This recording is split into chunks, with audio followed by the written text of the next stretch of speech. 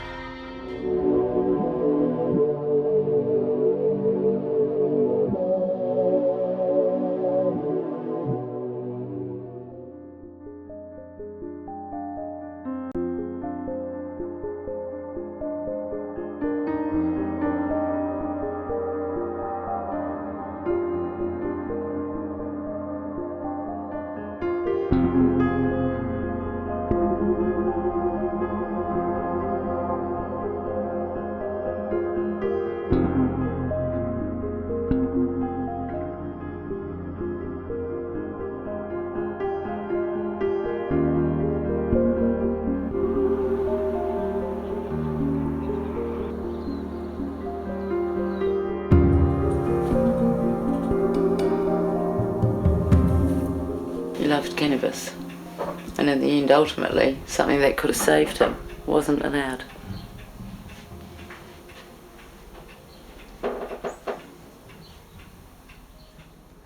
See, this is Alex, and although you can see he's flu-like, like his eyes look like he's got the flu. That was three days before his seizure. Could never have predicted that. I just got completely and utterly overwhelmed, and so did Jess and the whole family, because it just was unrelenting. And they just go on and on, they don't stop really. It sort of became my campaign, but it was as much Jess's campaign. I think all that one and that the clear folder are all the front pages. Oh. Alex's case highlighted we have no freedom to choose. If cannabis is medicine, then we know that it is, back through history, for thousands of years, far longer than the pharmaceuticals. Others get the right to choose, and we have no right to choose because our medicine is cannabis. And the laws, the politicians, they don't support it. How can the doctors support it? Are they terrified of cannabis, or are they terrified of the law? They're terrified of the law. Mr. President, Excellencies, Ministers, distinguished delegates, ladies and gentlemen. So you framed the certificate of Peter Dunn's approval for Alex to use CBD oil, and that's because it's actually an historic document that you've got there. It's the first time in New Zealand history that anyone's ever been granted that exemption by the Ministry of Health. Yeah, I think, and I framed it because of it is a point in history, but also how insanely ridiculous it is that that's what we had to get to choose a treatment, and it took weeks of struggle, weeks. And in the end, they had to because nothing else worked. That's wrong.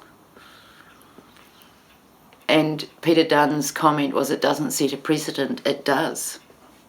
Because why should any other family have to go through what we went through to get something which should be a human right? Every night that man goes to sleep. I don't know how he can sleep in his bed when he could change these laws. To me, he's a murderer because he is withholding medicine from people. I find it disgusting. I framed it because Alex would be proud that he may have made a difference in cannabis history in New Zealand. But as for Peter Dunn, he's not doing his job. I find it really frustrating that we've got somebody making decisions who has got limited knowledge. He's been given access to a lot of information, but he apparently doesn't read it. And he doesn't seem to want to do the job. I say, if you're in the seat, do the job, or get out of the seat and let somebody else do it.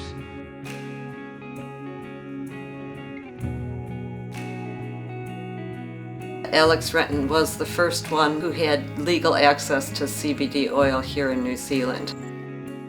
Cannabis is known to be useful in these seizure cases where no other medicine can actually be effective.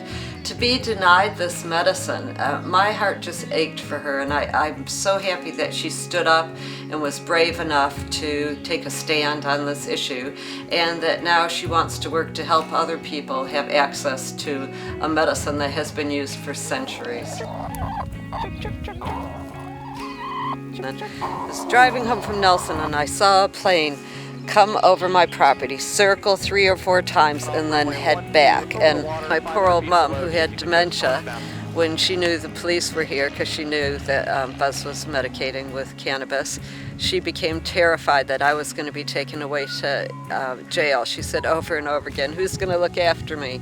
And then, of course, my husband, he felt incredibly guilty that I should be dragged through the courts and publicly exposed as some kind of criminal just because I was growing medicine for him.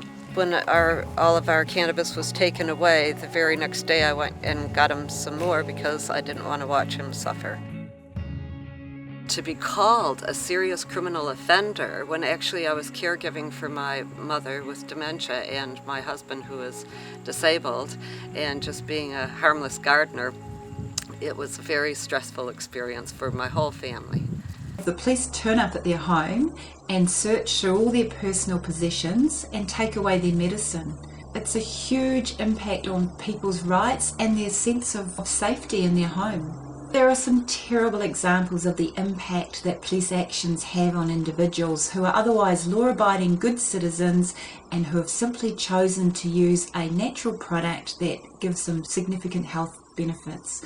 To treat those people as criminals, to raid their homes, to go through all their personal things, to put them through the court process is extremely difficult for people.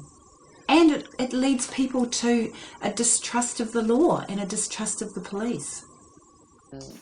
I had to fight to get the magnesium, which is a trace element, phenobarbital, the anti-seizures, thiopentone. There's 2 lots of chemotherapy in there. There's topiramate, there's glucosamide. These are all chemical drugs. So they just completely fill a body up.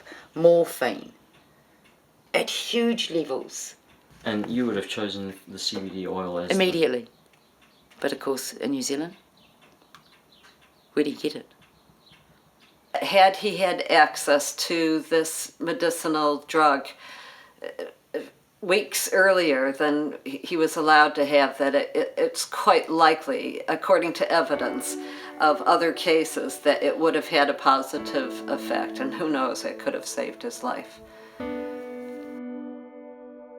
I've lost Alex.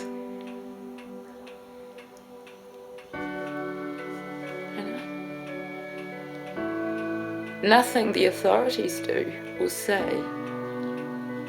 can change that, but they can actually. they can change it so no other family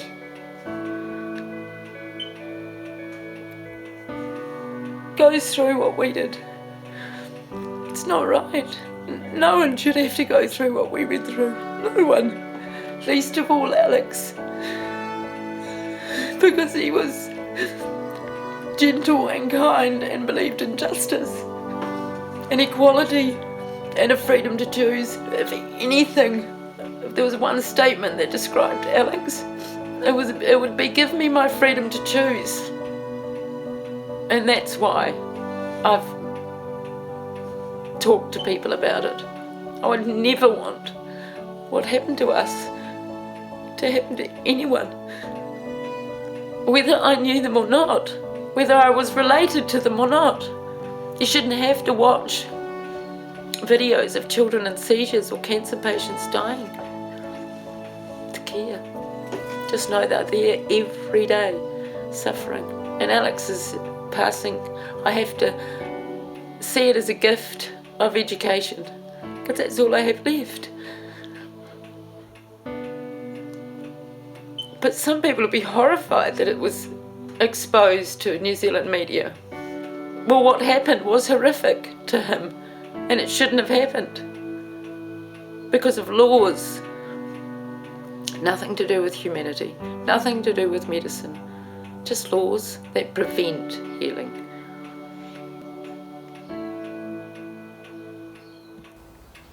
The melanoma is the softest, smoothest, most healthiest piece of skin, and has been for 6 months or more on my whole body. Raw cannabis oil is the only thing that's done anything to this melanoma. I've got no respect for the law. The law's made to control people. You know, if we were taught how to behave properly and respect ourselves and the world properly, we wouldn't need the law as we've got it, and we wouldn't need people with guns in prisons telling us what to do with threats of punishment. So I've got no respect for the law. How do I feel about, say for instance, going public about my having broken the law and fixed myself but still breaking the law? Well, yeah. Watch visibly over a period of weeks, watch with your own eyes, something dissolving off your skin and turning into normal skin is confirmation, huge, powerful confirmation. This is one issue where they can directly affect the lives of so many New Zealand citizens. And all they have to do is change the regulations to let doctors prescribe medicine to their patients without bureaucrats interfering. The product works for them. It helps manage their pain, it helps manage their arthritis, it helps manage their multiple sclerosis. Of course the same product's going to work for them back in New Zealand. They don't need more research of that. Rebecca arriving in New Zealand was the first time we had somebody importing and using raw cannabis legally in New Zealand. I've done a lot of different things in this struggle since my court case, because once my name was out there and I was not afraid to speak out anymore, I realized I had to keep speaking out because most patients are afraid to because they're doing something that's illegal. I'm high on victory. So yeah, this is all grown by a friend of mine. This one is indica, awesome for pain relief. Sometimes history doesn't really, there's no one standing here jumping up and down saying this person is sitting here in the middle of the airport with the first legal marijuana buds in New Zealand since Prohibition started, 60 years ago? That's why this is important to me. It's showing all these intransigent politicians who are refusing to listen to public opinion. Wake up, the sky's not falling in, I'm in less pain. And there are so many people who can be helped by cannabis. And there are so many people who have been going to prison for what I consider no reason. So here's me punching a hole in the big lie, saying that makes no sense, and that's, this is the future. And the politicians may resist for a while, but they'll get over it eventually. We just have to keep bothering them. I'm still sort of stunned. That was the least expected outcome. I had envisioned various scenarios, but the 2-second whisk through was not what I envisioned at all. Especially when I've been in the position of having the cops invade my house for 3 hours and tell me I'm going to go to jail for 10 years and all this bullshit. It's like, it's sort of like, what?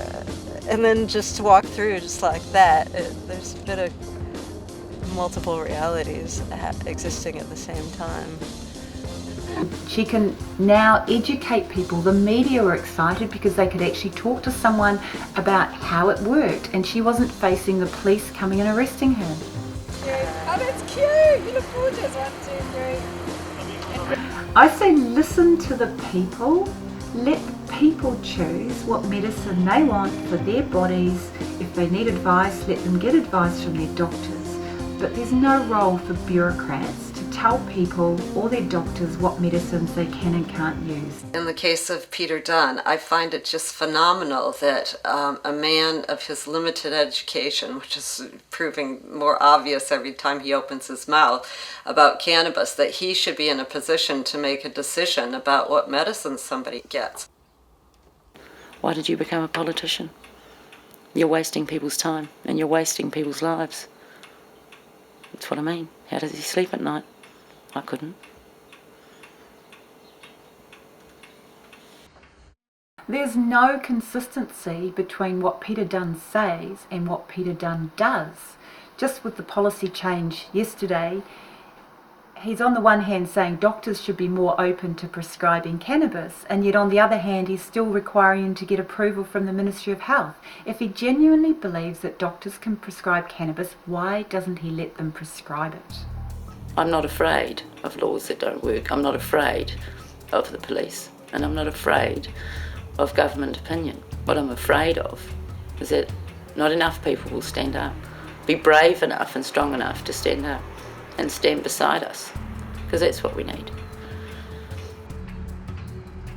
People are getting more and more courage at speaking out, and the more people that speak out, it's a snowball effect. Suddenly people have got a friend or a neighbour or a relative or a workmate who admits to using medical cannabis, and they're a nice person and they're leading a good life and they've got an effective pain relief, and people are saying, well, why is it against the law?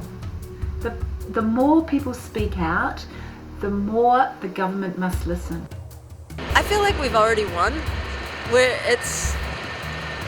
To me at this point, it's incredibly clear just with the level of public opinion. At some point, the politicians are going to get over themselves and we're going to have a medical cannabis regime.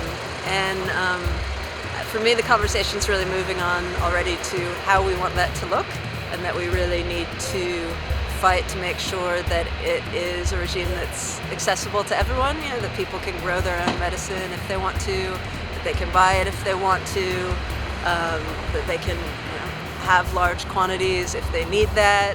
Some of us want to grow 60 plants and juice one every day. I want to be able to do that. So yeah, we've got to push for maximum freedom as this medical system gets enacted. Our pharmaceutical companies are free to experiment with cannabis if they wish. It would be great if they put their energy into that rather than into all these other poisons they're making. But we can't let that be our only option. It's really important for us to fight for patients' rights so that pharmaceutical cannabis does not become the new medical cannabis reality. I believe that the law will change very soon. The government have got no good reason not to change the law. The public is speaking, the media are covering it intently. The government have got nowhere else to hide. I don't know why they're allowed to get away with saying we need more research. It is the most useless excuse I've heard from the government to keep asking for research when there is thousands of years of research of the safe use of cannabis products. It just defies belief. Clinical trials don't need to be done. They've been done all over the world. These men know that. Are they making that much money out of alcohol and pharmaceuticals? We come back to corruption and power. These politicians aren't here to look after us, the people. They're here to gain wealth for themselves. Eventually, that has to change.